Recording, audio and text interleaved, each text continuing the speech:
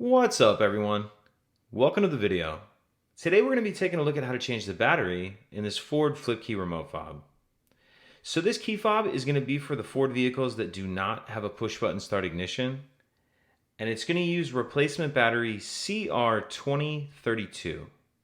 I'll put a link in the description box of this video to where you can purchase these batteries if you're in need. The other thing we're going to be using is a small flathead screwdriver.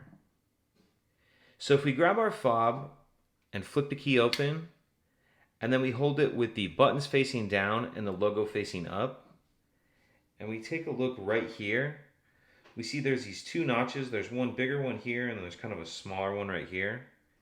If you take your flathead screwdriver and put it up in that larger notch, it'll allow you to pry up on the back cover.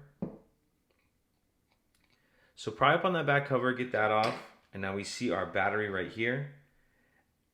And if it's not already out, you can kind of use your screwdriver just to help get under the edge of it like that. We'll grab our new battery, and we want to make sure that we're installing that with the plus side up like that. Go ahead and snap that into place, and then we'll grab the back cover, put that back on, and that's it. If you have any questions, please let me know. If you could take a second to like and subscribe, it helps us out, and I'd appreciate it. Thank you.